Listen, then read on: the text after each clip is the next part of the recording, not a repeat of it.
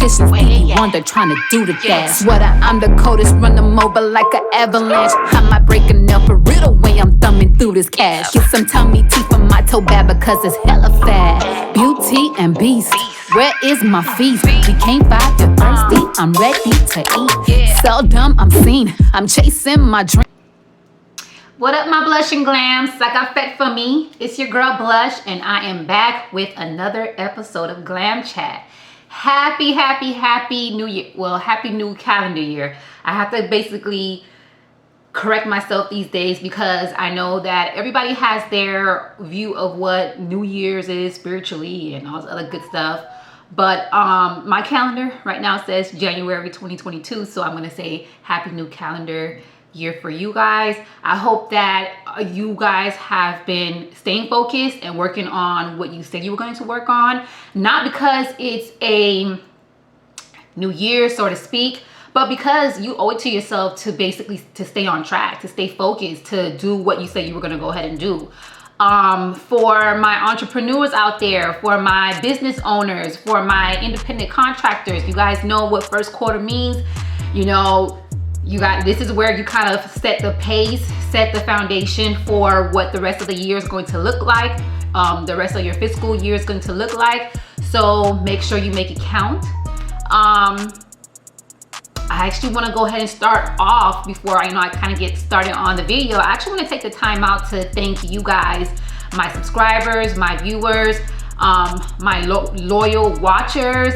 Like those that have been rocking with me since the beginning, since day one. Like, thank you. Whether you are family or friends, whether you even if you're foes, like even, if I don't know you, because I know not everybody that's a subscriber is someone that's local to me. I have people like all across the sea that are watching my channel, and I thank you all so much for the support, for watching me, because you could be patronizing somebody else's video and you take the 5, 10, 15, 20 minutes or the 30 minutes if I have the video up that long to actually sit and watch my video, and it is most appreciated. I'm actually headed towards my, I'm getting very close to my first 1,000 subscribers.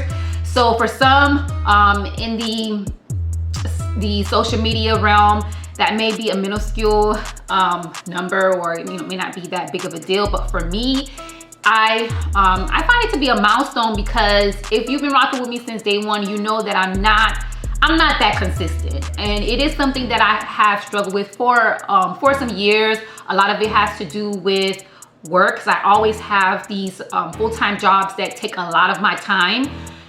But I wouldn't say social media, but YouTube or content creating, I should say, is a passion for me. So I've done it for many years without the large following, simply because I love it. I've loved it. But at the same time, for myself, just as a person, as a mom, as a woman, I would like to see growth, and that's why I've been kind of making a little bit of changes. And of course, I know I can work a lot more harder and putting effort, but I've been putting some changes in, trying to do a little bit more, being a little bit more creative when it comes to my content creation, so that I can see growth. And I actually have seen, like, the last 2 years that I have been putting a little bit more effort, I have seen substantial growth in my channel. And again, I thank that all to you guys for watching and supporting me since day one. Of course, like when I'm going through my downfalls, just because I'm human and we have those pits in our life, next to the Most High and family who always stick by me.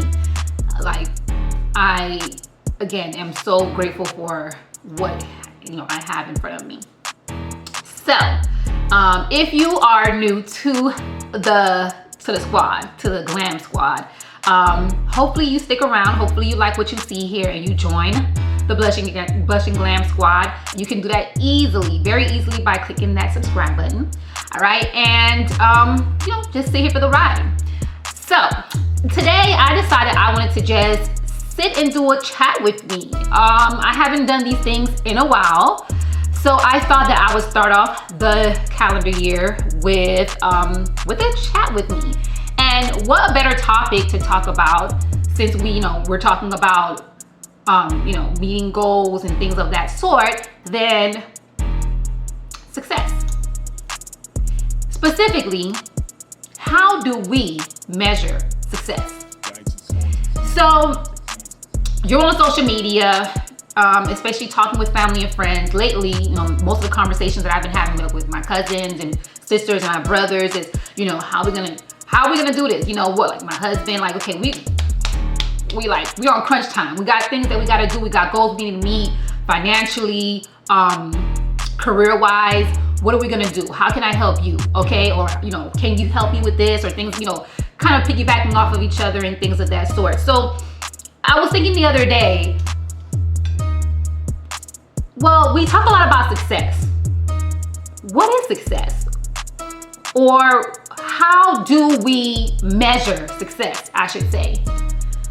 And I asked this question in a sense of, is success measured by how much money you have sitting in the bank, what your net worth is? Or is success measured by how much accolades you have? How long have you been in school? Or the title that you have to your job? Or, if you're in your career. Hopefully by the end of this video, I would have been able to kind of give you my perspective of what I think success is. And I'm gonna tell you up front, I think it's a combination of both. And, we're kind of gonna give some examples. I'm gonna give you what the dictionary definition of success is, and I'll probably plug it in here just so I can save some time. Now, just to kind of give you the idea that I'm trying to the verses that I'm trying to do here. So you have someone, let's say you have two family members, in the same, maybe grew up in the same family, maybe in the same household, doesn't have to matter, or two friends, whichever, two people that know each other, who may have been in the same environment. One did what people say you should, what society say that you should do. So they, after graduation, they went to college, got their bachelor's, possibly their master's and their doctorate, and they are on their way to their career. So maybe they're a lawyer. Okay, let's talk about people who have to go to school for more than 8 years. So doctors, physician assistants, nurses, and things of that sort. So now they have this degree in their hand and they're in their field. As opposed to the other family member or the friend who didn't take that route, but still decided that they wanted more for themselves. So maybe they got a little certificate, not a little certificate, maybe they got a certificate or designation for something, and they're working in a career or a field, or maybe they don't even have that at all. Maybe they're their own boss and they have their own business that is doing absolutely well for themselves. They're able to take care of their bills, they're able to take care of their family, they're able to invest with the money that they're making off of their, sorry if my lighting changed because my light decided it wanted to cut off on me.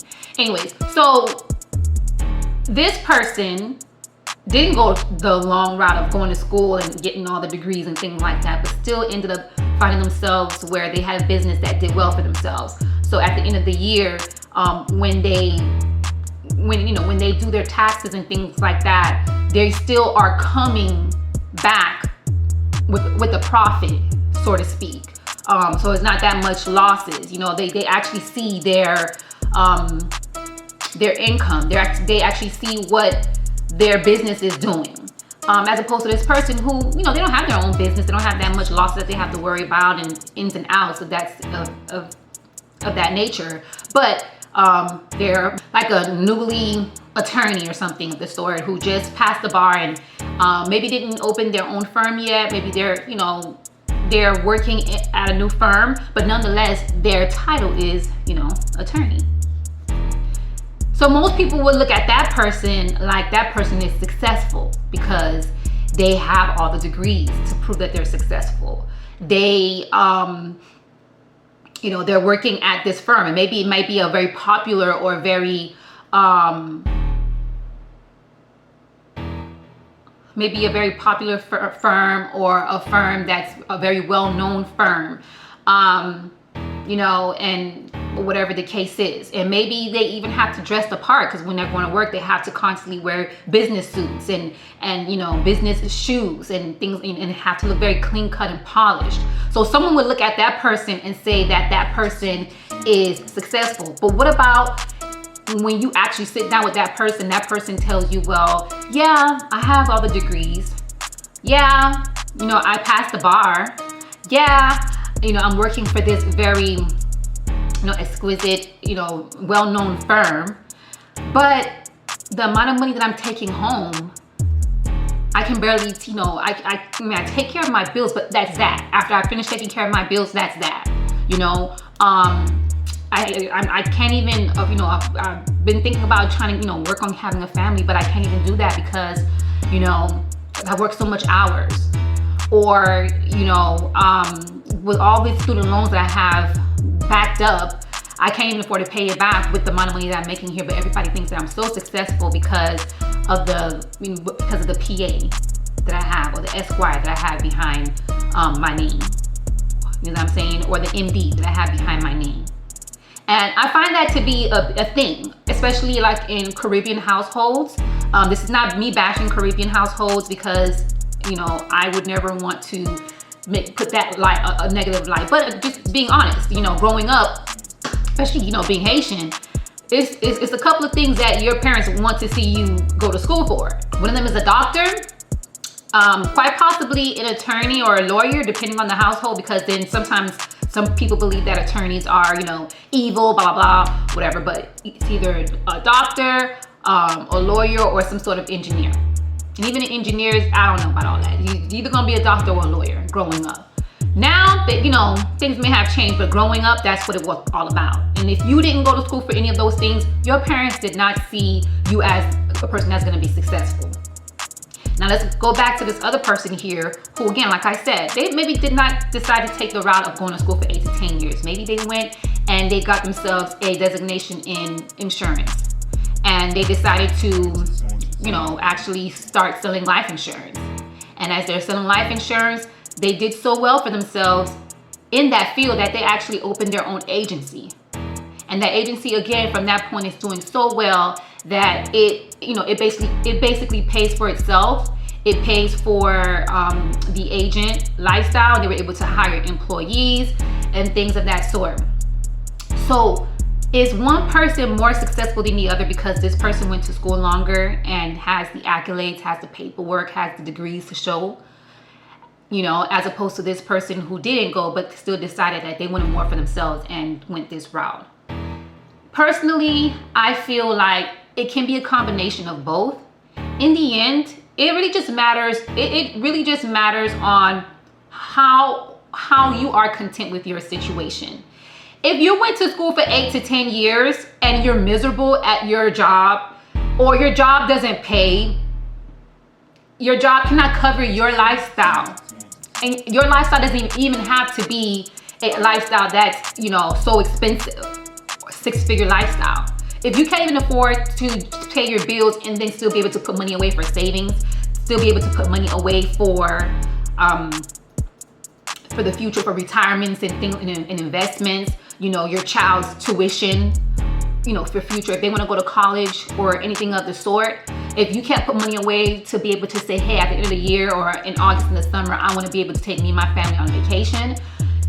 Whatever it is that you're doing, whether it's that career or your business, for me, I feel like you have not yet met success. And that's okay. That doesn't mean you're a failure. It just means that you probably have to get back to the drawing board and figure out, well, what am I doing wrong? What do I need to change? What do I need to add? What do I need to take away? Sometimes it's a matter of taking away some things. Maybe you're just doing way too much shopping. So attacked. Anyways, maybe you're just doing something that's way too much for what you have going on right now. Maybe you're taking on too much tasks that you can't focus on one thing, and therefore that one thing that could bring you success can't bring you success because you're focusing on 101 other things. You need to get back to the drawing board and figure out what needs to work and what isn't working and remove that from your routine. Create a routine. I think we talked about that before. Create a routine. If you need to wake up in the morning, meditate, pray. If you need to make your bed, if you need to drink some coffee, you know what I'm saying? If you need to talk to yourself, if you need to talk to your spouse or your kids, just to kind of give you that pep in your step for the day so that you can get things going, do what you have to do. But in the end, at the end of the fiscal year, at the end of the quarter, at the end of your calendar year, when you look back on what it is that you're doing with your career, whether it's your business,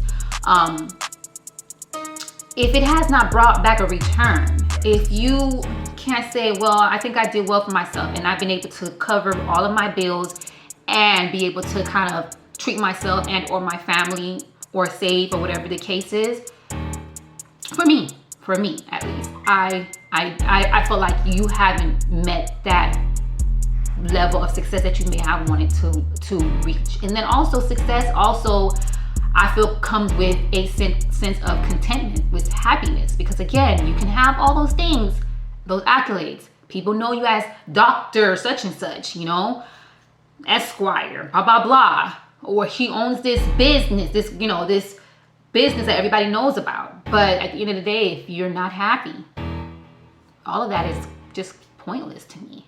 Now, some may not agree with me because some people may look at paper, black and white. What does black and white say? And go off of that and measure your success off of that. And that's what I'm saying. Like, you may feel differently about what I'm saying, and that's totally cool. Feel free to share your thoughts in the comment. But at the end of the day, you still have to sit back and figure out what are you living for. And that has to be part of how you measure your success. So hopefully, you guys, I didn't rant too much and was able to touch base on some things. But I just wanted to check in for the 2022 and see how you guys are doing for the first quarter. You guys, make sure you stay focused. Make sure you set your goals. Planner that I use, and it may not always be something like this. It may just be a regular composition book, blank pages. Get in the habit of writing things down. Get in the habit of writing things down. These are, of course, planners that I've created. This one is a blogger's blueprint. So if you're a blogger, this will be a perfect planner for you. I do have one, just a regular planner as well. And then just regular notebooks will do just well. But get in the habit of writing things down. If you're trying to manifest things, that's one of the best things to do, is to write things down, envision it. We talked about that already. But I don't want to rant too much. Make sure that you are, hopefully you've joined the Blushing Man family. And see you guys in the next video. Love you guys. Bye.